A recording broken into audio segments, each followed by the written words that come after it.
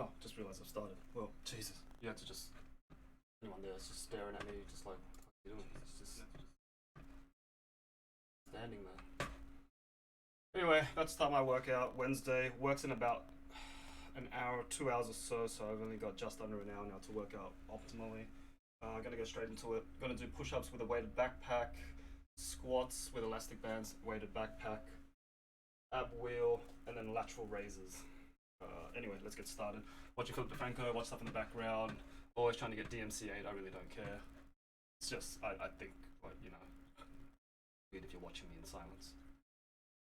You beautiful bastards. Welcome back to the Philip DeFranco Show. Buckle up, make sure you hit that like button, and let's just jump into the news. Starting with Ethan Klein got nuked off the internet. Again, but this time on Twitter, and it's because of Elon Musk. A little over a week ago, after Elon Musk took over the platform, he declared that comedy is now legal on Twitter. But he has seemingly unveiled that he is not an absolutist about that. That there sometimes have to be limitations to that rule, specifically impersonation. I can't remember if I did 10 kilos last week. Impersonating Elon Musk. Or since his takeover, it's been a big thing for should I just add an extra 5 just to see where I'm at? Musk and tweet something absurd or out of character. But here's Alright, the 15. thing, you may not Let's see how expect the first it. set It makes goes. complete sense why these people were suspended. Impersonation Too much. has always been against Twitter's We'll see. rules, so We'll it see how I wasn't do in the surprising first to set. see this happen to the accounts. And I have to imagine a number of the people that were banned, including Ethan, were expecting this. I mean, even Ethan's own fans were like, he's going for the ban. So for anyone that did this and didn't expect to get banned, I got a beautiful book for you to buy the week of Thanksgiving. You'd have to include that it is a parody account in the bio and in the name of the account itself. And while people like Ethan put parody account as a banner, you put parody in the bio, the name was just Elon Musk. And actually, on that note, on Sunday, Musk also took it a step further by tweeting, going forward, any Twitter handles engaging in impersonation without clearly specifying parody will be permanently suspended. Previously, we issued a warning before suspension, but now that we are rolling out widespread verification, there will be no warning. This will be clearly identified as a condition for signing up to Twitter Blue. And adding any name change at all will cause temporary loss of verified checkmarks. So Ethan changed his name to Elon Musk and joked about the increased use of the N-word on the platform, as well as a tweet about Musk missing Jeffrey Epstein. He got permanently suspended, as well as Kathy Griffin, and now a growing number of people. Because like I said, it wasn't just 1 or 2 people that were doing this. So you did have Ethan Klein defending his tweets on TikTok, or saying it was a clear parody, something Elon said would be an exception. Also around this time, you had Elon making jokes about the suspension, saying of Kathy Griffin she was actually suspended for impersonating a comedian, but if she really wants her account back, she can have it for $8.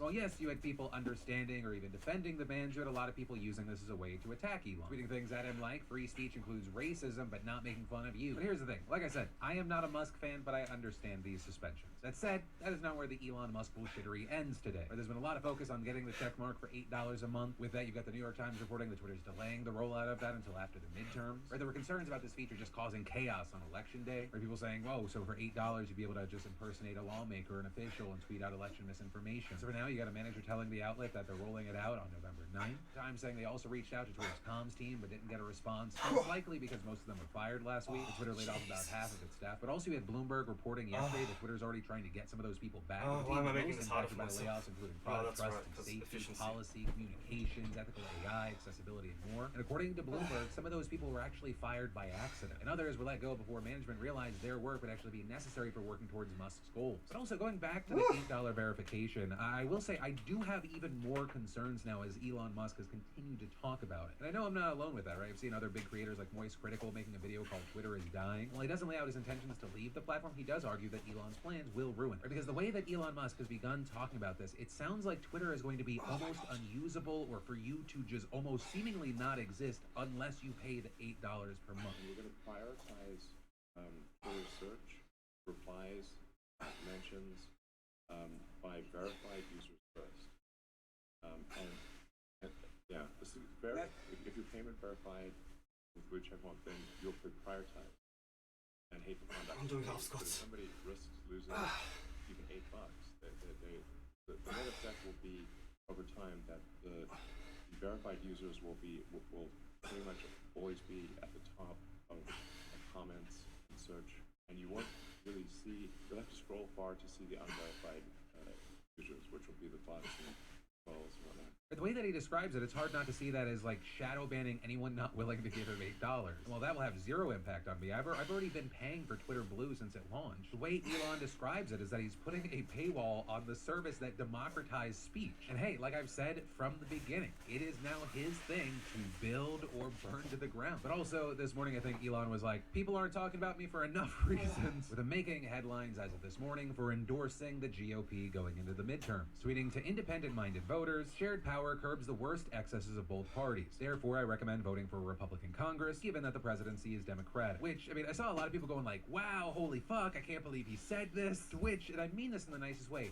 have you just not been paying attention? How is this surprising? He's publicly and Next to privately that one complained that sub as a billionaire 120 he's being beats. overtaxed. And when I say privately, I mean he spoke at a Kevin McCarthy GOP retreat with a no-press fireside chat just a few months ago. He recently tweeted and promoted out right-wing misinformation about the Pelosi's, and that's in addition to primarily retweeting a lot of right-wing mouthpieces. And hey, as an individual, I think he's free to do this, obviously. Where my annoyance comes from is his kind of framing this as him being an independent. Everything in at least the last 2 years has pointed to that not being the case. And in recent months, right back in April, before he made himself the king of Twitter, he tweeted, for Twitter to deserve public trust, it must be politically neutral. To which I know a lot of Elon defenders will say, hey, he used to donate to Dems. Yeah.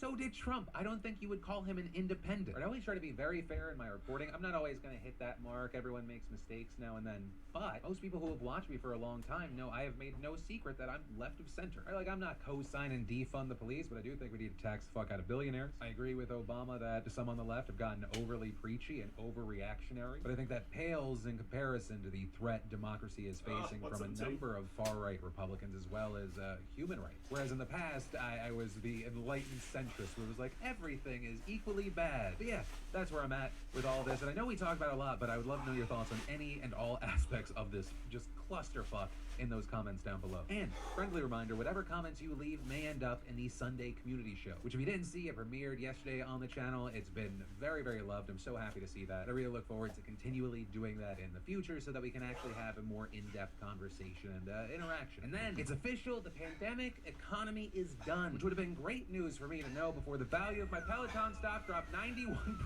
Also, no, I will never get over it. Bicycle plus iPad. Obviously, that should be a $1 trillion company. No, but we're not talking about Peloton today, even though that lives rent-free in my head. Instead, I'm talking about the implosion of Carvana. Because while I lost some money, holy shit, the father-son duo behind this company has lost tens of billions of dollars. Right, so Carvana sells used cars. When new cars were impossible to buy during the pandemic, used car prices soared. And if you got in on Carvana's rise, ooh, it was exciting. With its stock even selling for over $370 a share at one point. But today, it is now valued at $7. So you guys are going to hear a lot of so complaining. volatile right now, the New York Stock Exchange halted trading on its shares this morning. While this is horrible for Carvana and its investors, this is a clear sign that the economy is returning to normal in many ways. Right, you have car brands finally able to get the electronics they need to build new cars, helping drive up their availability, although pricing remains volatile. I mean, shit got crazy during the pandemic. I know people that were spending like $35,000 to over $100,000 over sticker price to buy new vehicles. Talking absolute hate your money insanity. But also, a key thing, this isn't the only industry that's returning to normal. Essentially anything that relied on electronics has seen their prices plummet as the chip industry has started to stabilize. But before you celebrate too hard, you should know that industry experts say we're not completely out of the woods yet. And then, in positive news, yes, it turns out good news still happens now and then. 2 Korean miners were just saved after being trapped nearly 600 feet underground for 9 days. The two were reportedly working in a zinc mine in the country's southeast region when part of the mine collapsed, with rescue workers only discovering them after drilling a hole into an area and inserting a small camera. Finding the 2 men huddling together for one, and it turns out they managed to survive for so long by building a small tent and making a small fire, with the area luckily not filling with smoke because they actually managed to be trapped in an area that was quite spacious. And as far as how they survived so long, they drank water that dripped from the roof, and for food, they actually used instant coffee mix. Now, the 2 men were taken to the hospital after experiencing hypothermia and muscle pain, but reportedly this was only as a precaution, and they're expected to make a full recovery. With South Korea's president celebrating this news, writing on Facebook, "Thank you and thank you again for coming back safely from the crossroads of life and death." Later adding that their rescue gives new hope to the Republic of South Korea, which has been stricken by grief, which is a clear reference to the recent Halloween tragedy we discussed there. And then, there's nothing like going on a long hike and it just starts raining. And then your shoes get soaked, which just by itself is horrible. And then if it's cold, your feet freeze. But thanks to our fantastic sponsor, Vessi, that doesn't have to be the case. Vessies are great for the gym, running errands, vacationing, beach days, and muddy hikes. They're built for everyday life and perfect for all season because they actually keep your feet warm and dry through the rain. And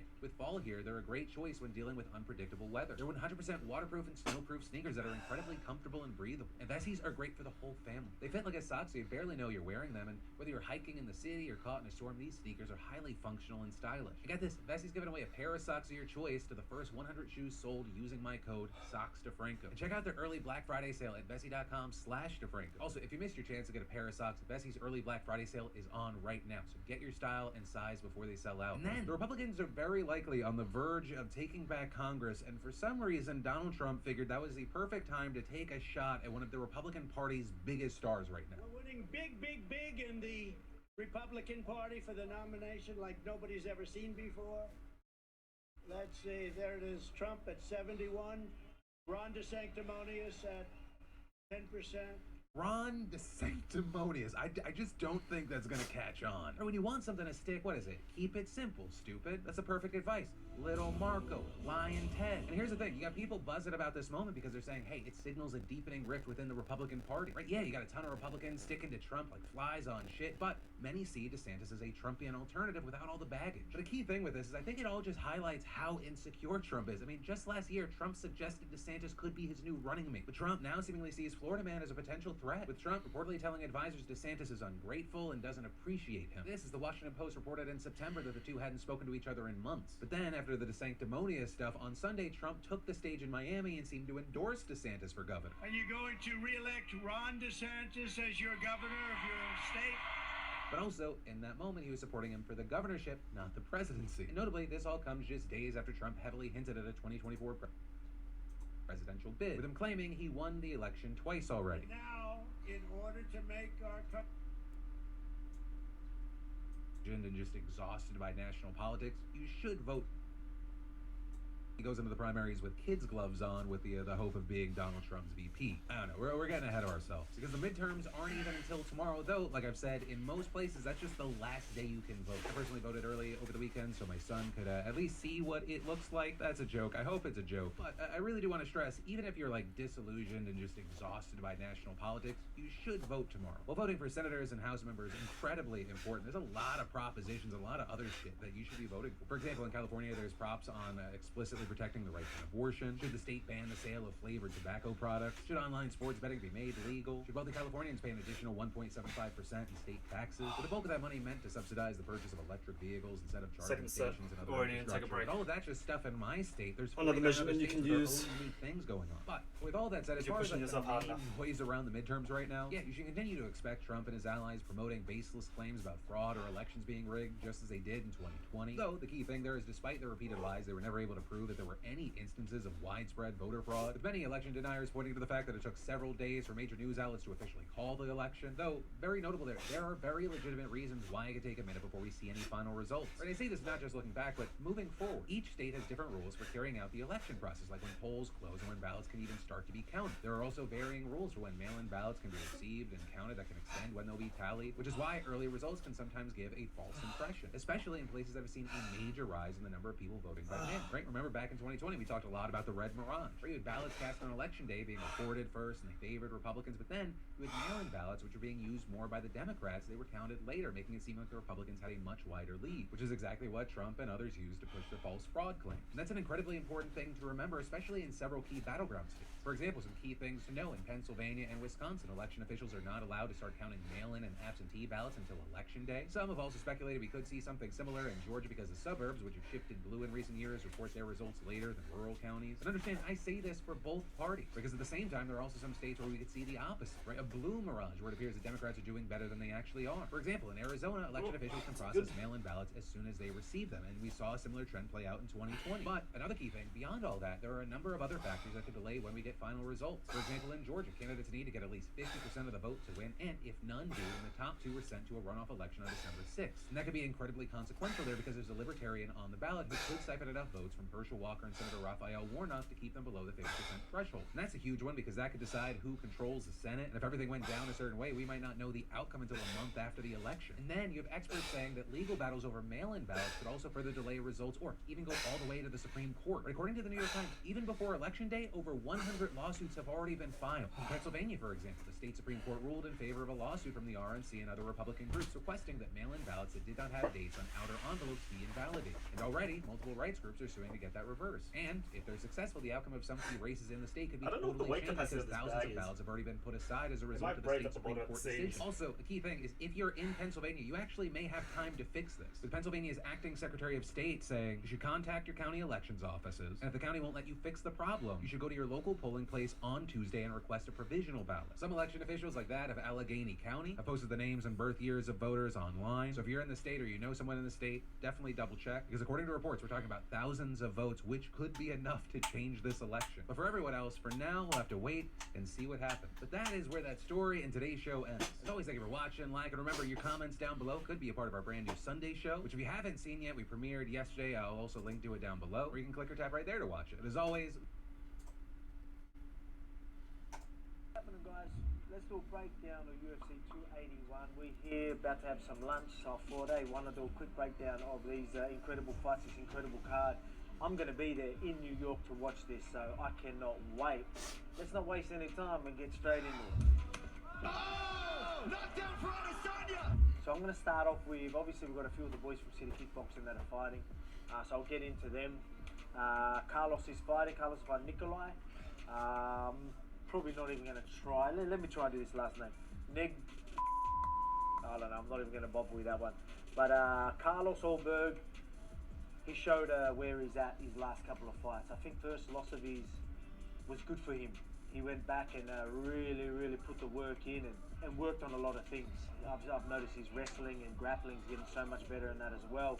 And then now his control on the feet and his composure, fitness, all that type of stuff is on a whole nother level. So I'm expecting him to go out there and put on another good performance. His last one, he got a first round finish, I think it was.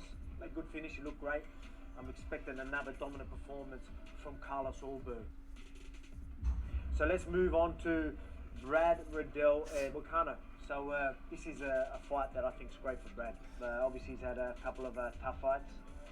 But this is a great fight for him, a good name in Moicano. Moicano's a seasoned fighter as well. He's good, he's no joke, but stylistically I think this is great for Brad Riddell. That boxing sort of style of Moicano, I think it's going to be an easy look that Brad's used to, and going to be pretty comfortable. I don't think he's going to be, he's not very unpredictable in a sense where he can catch you with something you're not really expecting.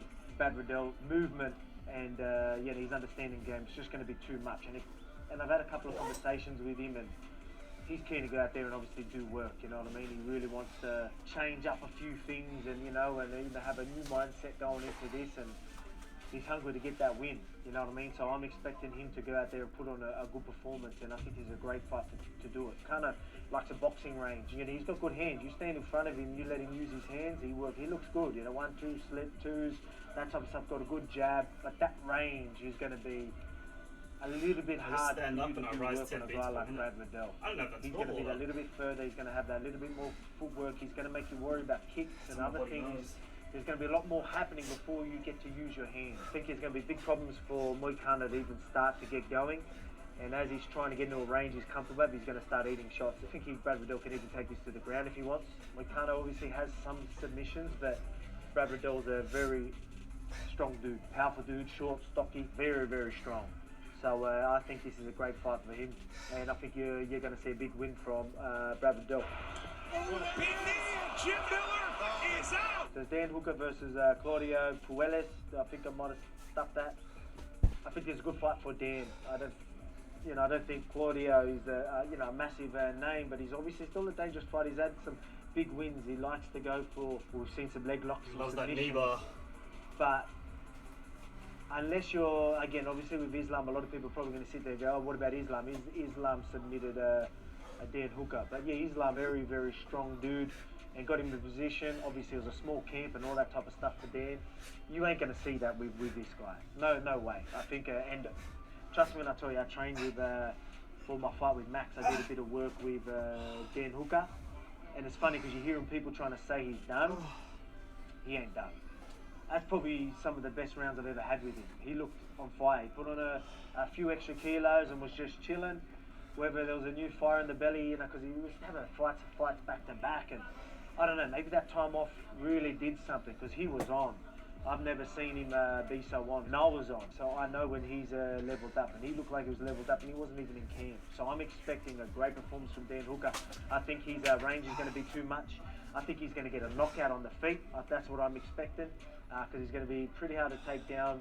So Dan is going to be composed. He's going to make you pay if you put yourselves and start attacking legs. He's going to fuck you up. Excuse my French. So I think that's a great fight for Dan Hooker, and I'm expecting a big win from Dan Hooker because again, he's not done. Let me just end it there. He is not done. Don't hunt what you can't kill, baby. But obviously we've got Dustin Poirier and Michael Chandler. This is going to be a fun fight. They both love to fight on the feet. They both take risks on the feet. They're happy to fight the fight. I don't think she's going to go to the ground. If anyone needs to pursue the takedown, it's going to be Chandler, only if he's having trouble on the feet. So we know it's going to be exciting. Obviously, they want that title fight as well. I don't think, no offense to these guys, I think they had their chances. They got a bit more work to do to get a title shot. But I think stylistically, the way they fight, it's going to be these guys landing hands on the feet. Oh, right on time. Let me go get my food and we'll finish this.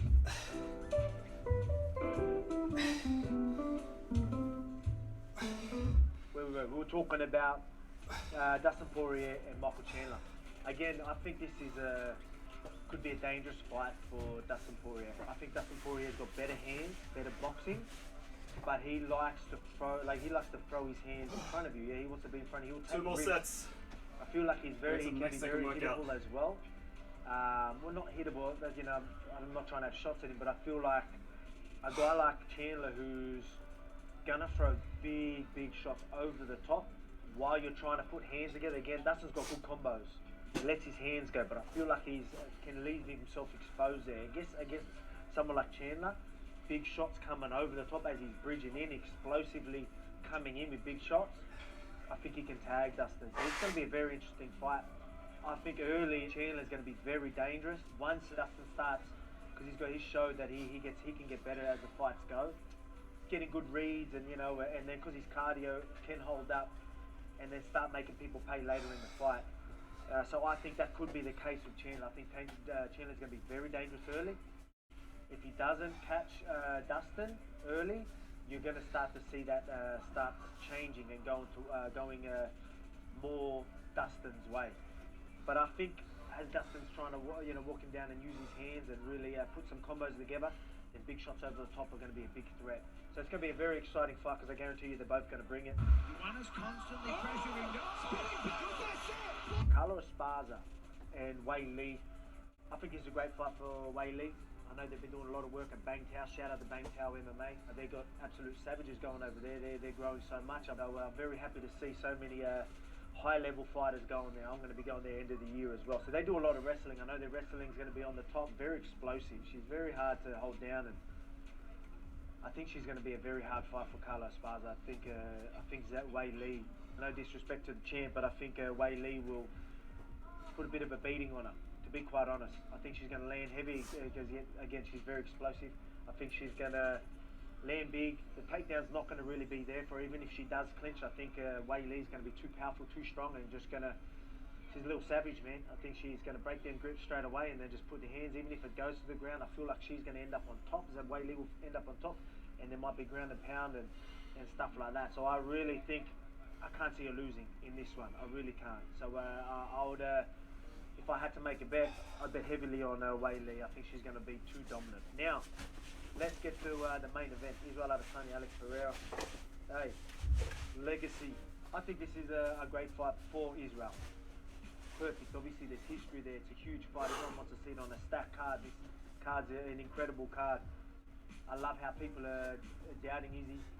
I think this is a great fight. I've talked to Izzy a couple of times, and the guys have been training with him, and there's a new fire in the belly for him. There's something there. Like, I had some conversations, and he is just on at the moment. I think this is good for him. It excites him.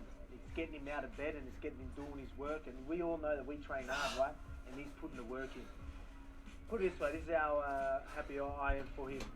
I want to find out that Israel Adesanya is pound for pound number one. You know why? Because I know that means he wins on that fight this weekend. So I'm rooting for him to go out and win, take that pound for pound number one spot. You know what I mean? Love it. all good. I'm very happy for my boy because I know he's going to put on a great performance. That is it! Wow! Still undisputed! Pereira's very dangerous. I think Pereira's going to have big trouble. I don't think you can walk forward like he did in the last fights with Izzy, and like he has. I've been seeing the training clips, and even these guys that he's fighting, his last 2 fights in the UFC. You can't walk forward like that to Izzy. Yeah, you're dangerous. You might land some big hands, but you are going to eat some. The way that Izzy is with his distance control and what he sees and all that, I think it's going to be a very, very long night in the office for Pereira, and I think you're going to see a massive win from Izzy, and I can't wait for him to go out there and kick ass. So, really looking forward to this one. I want you to even go back and watch their first couple of fights. Like Izzy, even when he got knocked out, Izzy was piecing him up. In that first fight, I had Izzy winning that first fight anyway, very close, but you could see that he was a better fighter. Obviously, Pereira had big moments, but let's be real.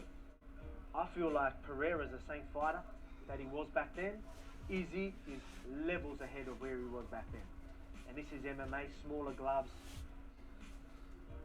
I think Izzy's just going to be too much, and I can't wait. He's on at the moment. He's going to kick ass. Can't wait for him to do that. Wish nothing but the boys from City. Nothing but the best. Going to be big wins from all of them and an incredible card. Make sure you tune in to UFC 280. You don't want to miss it. Enjoy.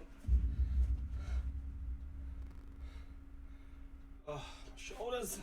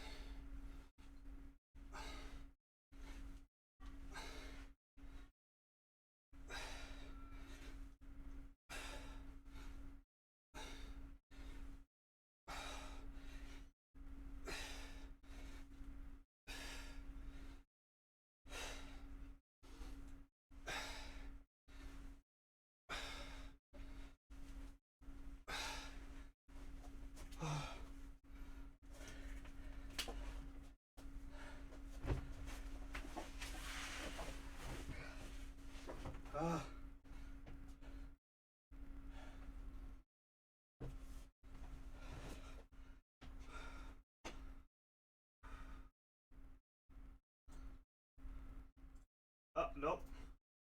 Not what I want. What's happening, guys? Let's do a breakdown of UFC 281. We're here.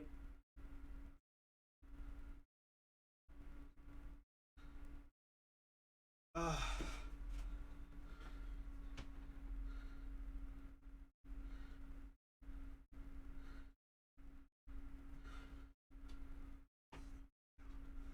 my 2 cents. Cheers, Dave, if you're there. Looking up what a labia is now.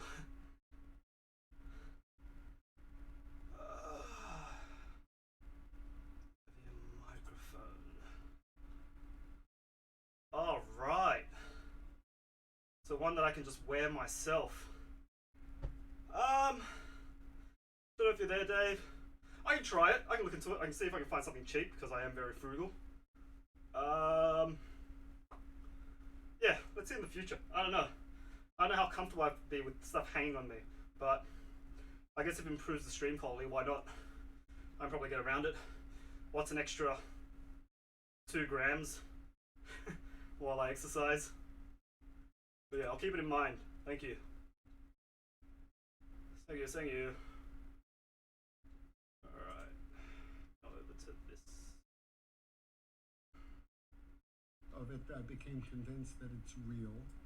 And I'm basically a beginner in terms of my own practice.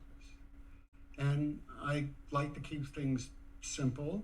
And I think I've discussed this before. I liken it to someone who's a couch potato who's told they got to begin to exercise. You don't go out and run a marathon. So, couch potato, you say, okay, get up and walk for 5 minutes, and 10 minutes. And then, okay, now you're walking for a longer period, you begin to run. And then you reach a point, you say, well, gee, I'm interested in this sport, and there may be particular kinds of practices that you can use that could be helpful in optimizing the performance of that sport. I'm not there yet. I find I get tremendous benefit by relatively short periods between 5 and maybe 20 minutes of doing box Last breathing. set, and we go into the second half. It's very simple to do. I have a simple app which helps me keep the timing. Do you recall which app it is? Is it the apnea trainer? Is that the one? Well, I was using Calm for a long time, but I let my subscription relapse, and I have another one whose name I don't remember. But it's very simple, and it works for me.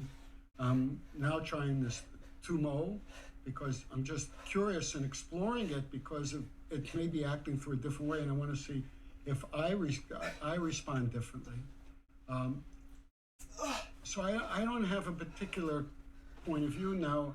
I have friends and colleagues who are into, particular styles like Wim Hof, and I think what he's doing is great in getting people who are interested.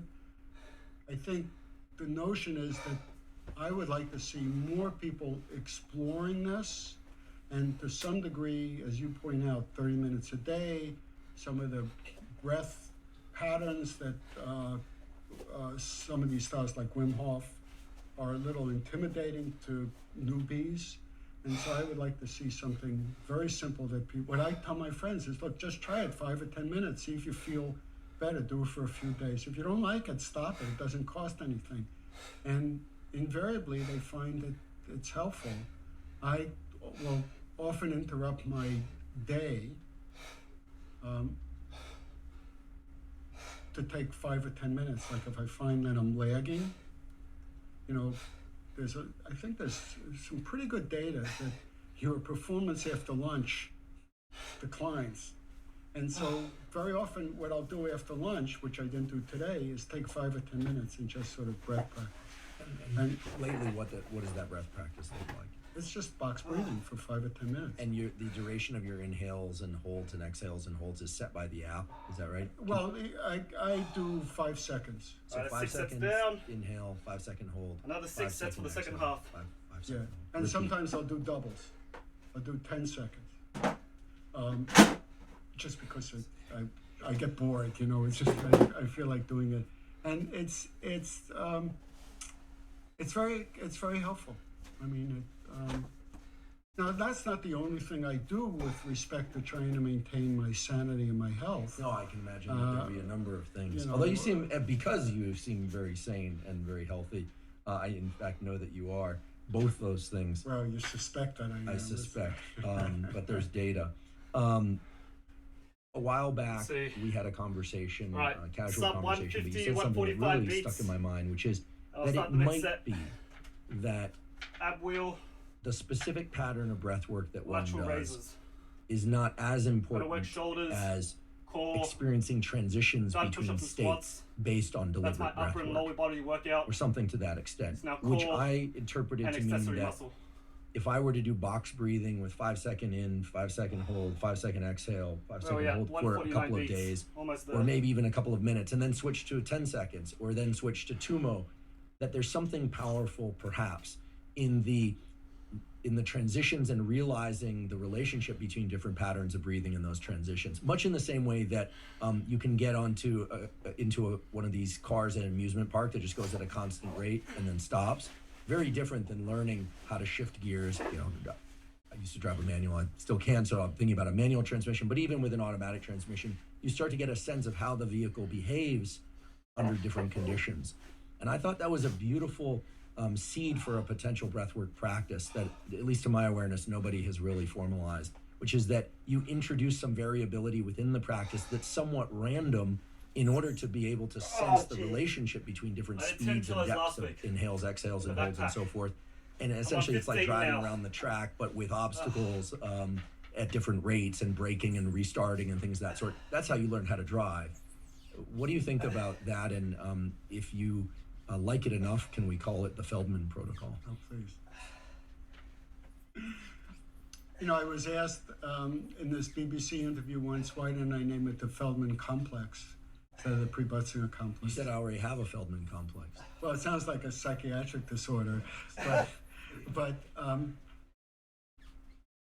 I think the primary effect is this disruptive effect which I described, but the particular responses may clearly vary depending on what that disruption is. I don't know of any particular data which are in well-controlled experiments which can actually work through the different types of breathing patterns, or simply with a box pattern, just varying the durations. I mean, pranayama is sort of similar, but the amount of time you spend going around the box is different. So I don't really have much to say about this. I mean, this is why we need better controlled experiments in humans. And I think this is where being able to study it in rodents, where you can have a wide range of perturbations while you're doing more invasive studies to really get down as to which regions are affected, how is the signal processing disrupted, which is still a hypothesis, but how it's disrupted could tell us a lot about, maybe there's a resonant point at which there's an optimal effect when you take a particular breathing practice. And then when we talked about, the fact that different breathing practices could be affecting the outcome through different pathways. You have the olfactory pathway, you have an essential pathway, you have a vagal pathway, you have a descending pathway. I was going to lower to 10 kilos, but how different I'm limited on time as well. I'm going to get ready for work in about 20 minutes. Change the summation of those things, because I think all those things are probably involved. Next set at 150 and beats, we're 145. just beginning to scratch the surface. And I just hope that we can get serious neuroscientists and psychologists to do the right experiments to get at this, because I think there's a lot of value to human health here. I do too, and it's one of the reasons my lab has shifted to these sorts of things in humans. I'm delighted that you're continuing to do the hardcore mechanistic work in mice, and probably do work in humans already as well, if you're not already. And there are other groups, EPIL Lab at UCSF, and a number of, I'm starting to see some papers out there about beats. respiration in humans, a little bit, some more brain imaging. Damn that timer. I can't help but Damn ask my heart about rate. a somewhat unrelated topic, but it is important in light of this conversation because you're here. And one of the things that I really enjoy about conversations with you as it relates to health and neuroscience and so forth is that you're one of the few colleagues I have who openly admits to exploring supplementation. I'm a long time supplement fan. I think there's power in compounds, both prescription, non-prescription, natural, synthesized. I'm definitely not going out as far as I normally haphazardly, but I think there is certainly power in them. And one of the places where you and I converge is in terms of our interest in the nervous system and supplementation is vis-a-vis magnesium. Now, I've talked at endlessly on the podcast and elsewhere about magnesium for sake of sleep and improving transitions to sleep and so forth. But you have a somewhat different interest in magnesium as it relates to cognitive function and durability of cognitive function. Would you mind just sharing with us a little bit about what that interest is, where it stems from, and because it's the Huberman Lab podcast and we often talk about supplementation, what you do with that information? So I need to disclose that I am a scientific advisor to a company called Neurocentria, which my graduate student Guosang Liu was CEO. So that said, I can give you some background. Guosang, although when he was in my lab worked on breathing, had a deep interest in learning and memory. And when he left my lab, he went to work with a renowned learning and memory guy at Stanford, Dick Chen. And when he finished there, he was hired by Susuma Tonegawa at MIT. Who also knows a thing or two about memory. I'm teasing. Susuma has a Nobel for his work on immunoglobulins, but then is a world-class memory researcher. Yeah. And more. He's many things. And Guosang had very curious, very bright guy, and he was interested in how signals between neurons get strengthened, which is called long-term potentiation, or LTP. And one of the questions that arose was, if I have inputs to a neuron, and I get LTP. Is the LTP bigger if the signal is bigger or the noise is less?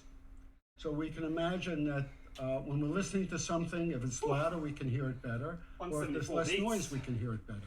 And he wanted to investigate this. So he did technically- this in tissue culture of hippocampal neurons. All right, And what he mouse. found was that if he lowered the background activity in all of the neurons, that the LTP he elicited got stronger. And the way he did that, Anyway, I'm reaching that upper limit of where my technical heart rate's meant to be when you're doing strenuous exercise. Suppose you're meant to do 220 minus whatever your age is, and that's meant to be your upper limit when exercising. But that's Dr. Google for you, who knows what's right or wrong. But I'm getting to my upper limit, which is 180, I think. was increasing the level of magnesium in the bathing solution.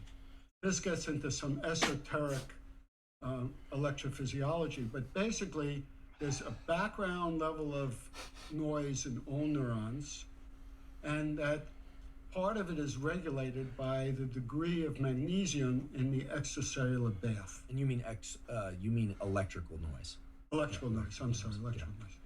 And if you in what's called the physiological range, which is between 0.8 Cheers, and Sleepy, for the 10 1.2 burpees. millimolar, which don't worry Always about appreciate. Remember the millimolar Always. of the magnesium. Well, I'm always frightened that I get, I'll do it at the you know, I end. say micro I'm running or low for time. femto or If I have time, something, I'll do it I at go the end. off If by not, several orders of magnitude. Save it for Friday.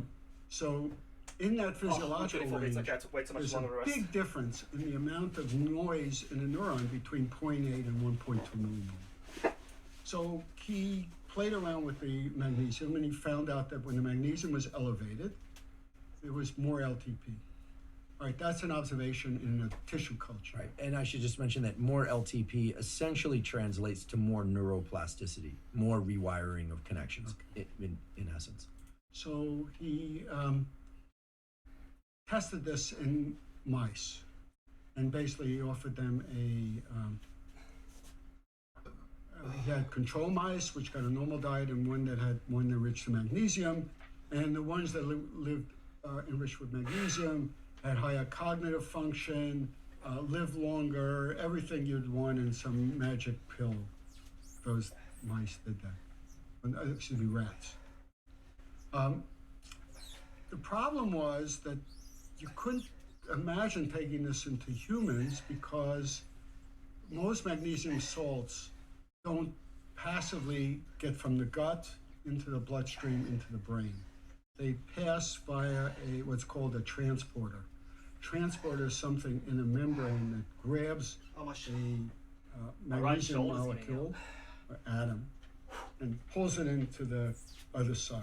So if you imagine you have magnesium in your gut, you have transporters that pull the magnesium into the gut into the bloodstream. Well, if you had taken normal magnesium supplement that you can buy at the pharmacy, it doesn't cross the gut very easily. And if you would take enough of it to get it in your bloodstream, you start getting diarrhea. So it's not a good way to go. Oh, it is a good way to go. Couldn't help myself. Well said. So he worked with this brilliant chemist, Fei Mao, and Cheers, Fei Sleepy. looked at a whole Thanks for range your of mercy. magnesium compounds, and he found the magnesium threonate was much more effective in crossing the gut-blood barrier. Now, they didn't realize at the time, but threonate is a metabolite of vitamin C. And there's lots of threonate in your body. So magnesium threonate would appear to be safe, and maybe part of the role, or they believe it's part of the role of the threonate, is that it supercharges the transporter to get the magnesium in. And remember, 145 you need beats, a I'll start the next transporter at the gut, into the brain, and into cells. So they gave magnesium threonate to mice. Hope my patients who don't need had, too much work from me. No, let me backtrack a bit. They did a study in humans. They hired a a company to do a test. It was a But I feel if hands-off I can treat test. my patients at my That's worst, one of these companies which sounds that's hired terrible. by the big pharma to do that test for them. you know, And they got that's the point of building my body up patients to who this had point. were I can treat diagnosed my as patients no matter how I'm mild feeling. decline. They're always These are going to get people good who quality had cognitive treatments. disorder, which was age inappropriate. And the metric that they use for determining how far off they were is Spearman's G factor, 143 beats. which is a Damn you, heart rate. generalized measure of Damn you. intelligence that most psychologists accept. And the biological age of the subjects was, I think, 51, and the cognitive age was 61 based on the Spearman G test. Oh, I should say, the Spearman G factor starts at a particular level in the population at age 20 and declines about 1% a year. So, sorry to say, we're not 20-year-olds anymore. But when you get a number from that, you can put on the curve and see whether it's about your age or not. These people were about 10 years older according to that metric. And long story short, after 3 months, this was a placebo-controlled double-blind study. The people who were in the placebo arm improved 2 years, which is common for human studies because of placebo effect. The people who got the compound improved 8 years on average. And some improved more than 8 years. They didn't do any further diagnosis as to what caused the mild cognitive decline, but it was extraordinarily impressive. So it moved their cognition closer to their Biological age. Do you recall what the doses of magnesium 3-8 were? It's in the paper, and it's basically what they have in the compound which is sold commercially. So the compound which is sold commercially is handled It's always by somehow a by my third or fourth nutraceutical set. wholesaler who sells it to the After my muscle retailers, started to and warm up, they make whatever formulation I'm able to they finish the want. set easier. But, First 2 sets I needed a break. It's a dosage which It shows that warm-up's real. my understanding is readily Some people tolerable. take a while to I get going. take half a dose.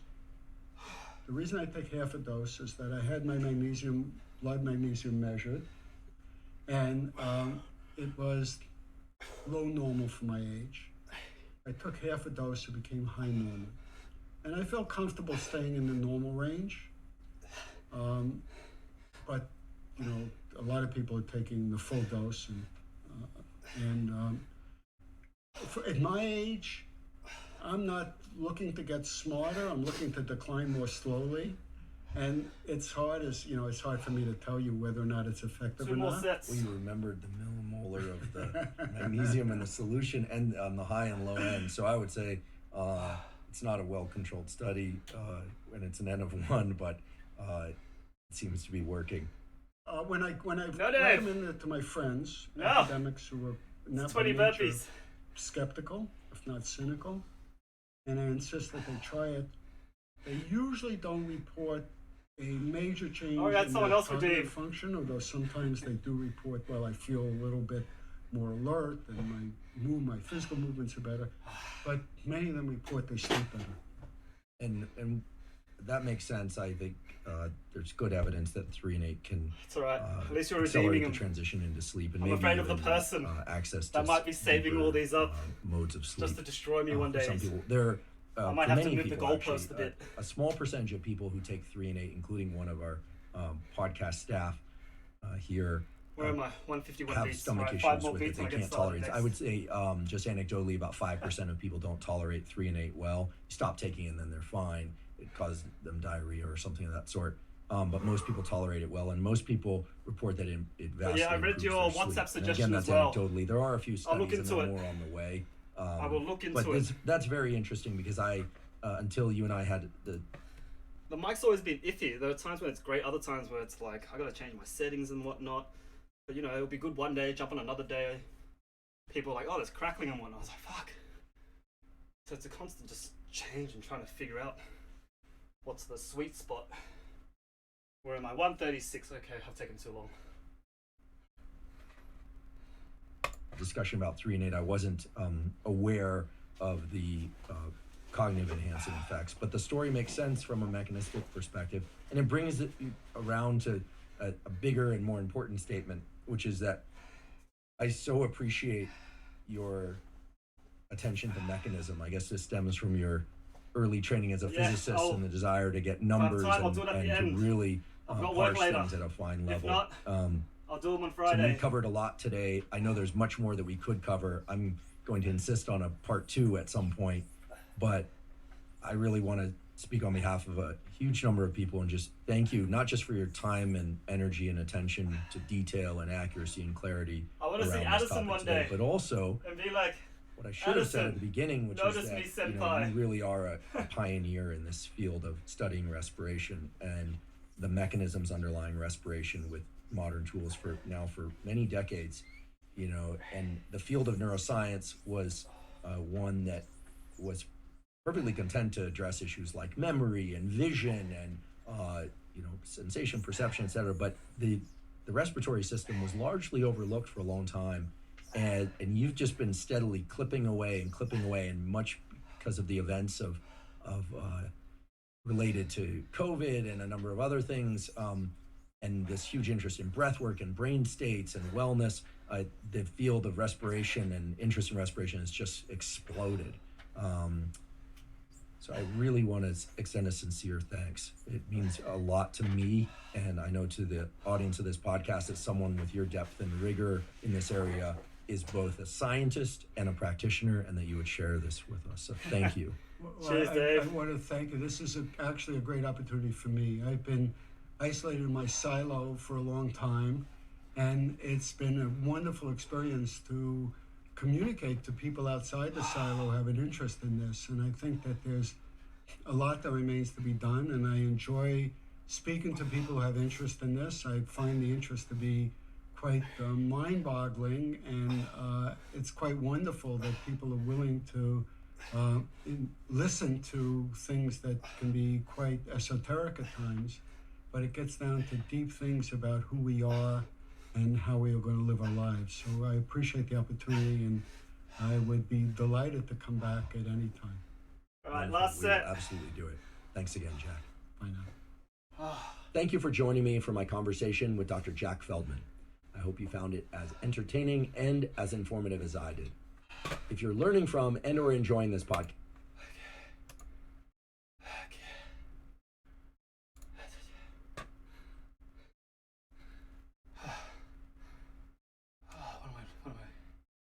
What am I doing here? I need inspiration for the last 5 minutes.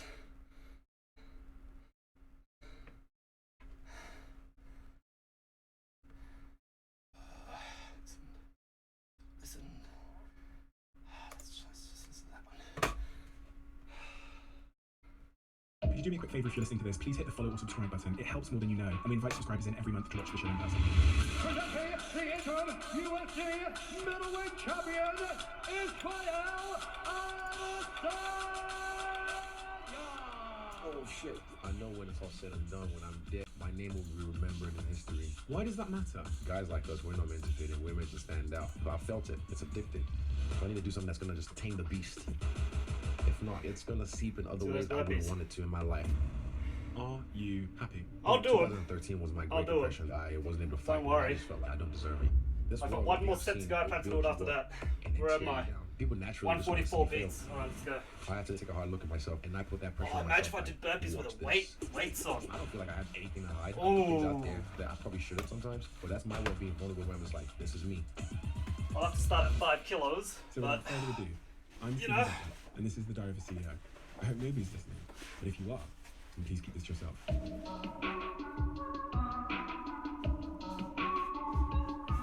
Cheers, Dave. You're still there. Thank you for being here. Thanks for Massive jumping on. Thanks for the inspiration so many ways, suggestions. and I've watched Thanks for the your rise over burpees. years with inspiration and admiration for so many reasons.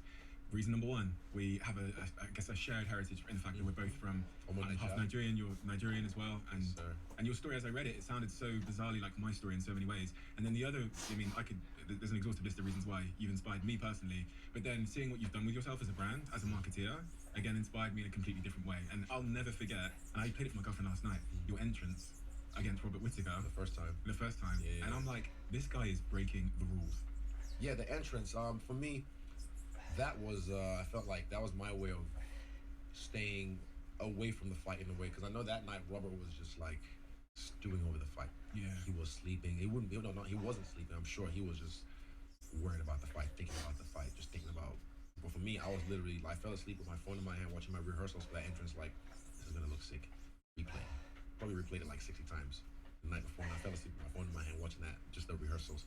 So it was like there was no paralysis over analysis. I was just like focused on how sick that was gonna look, and it was fun for me. It was my way of authentically expressing myself with my roots and dancing and just being creative.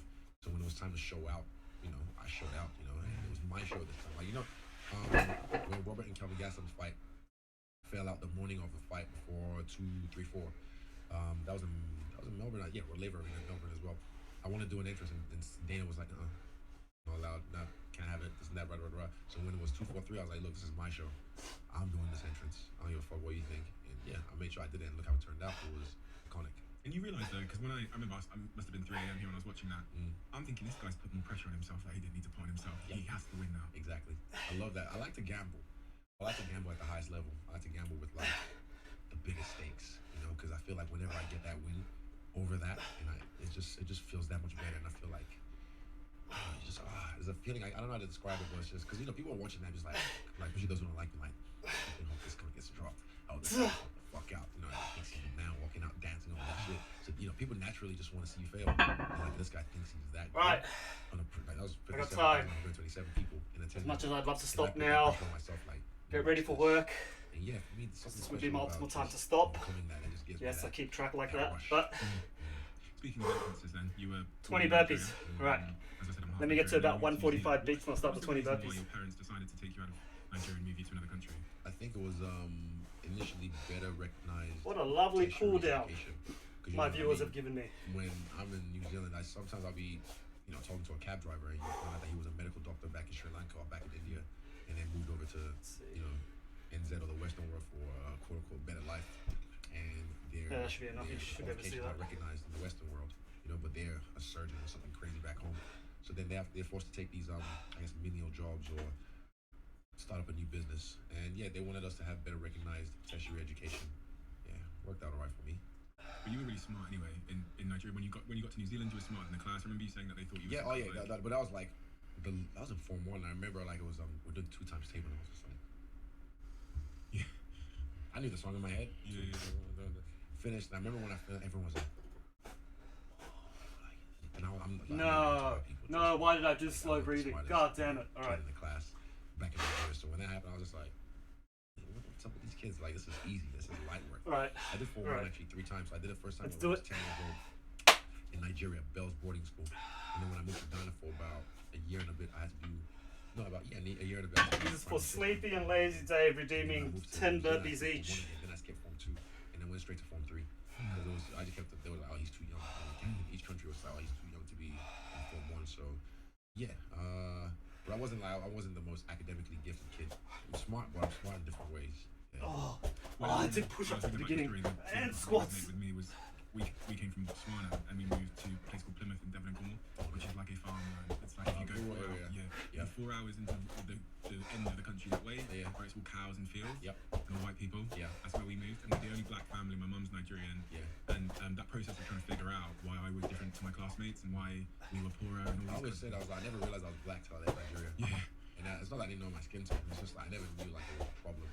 I never knew like people would discriminate against me because of my skin tone, and it was weird for me. It was really weird for me. Kind of like almost like another type of culture shock. That's like, 10. Oh, whatever.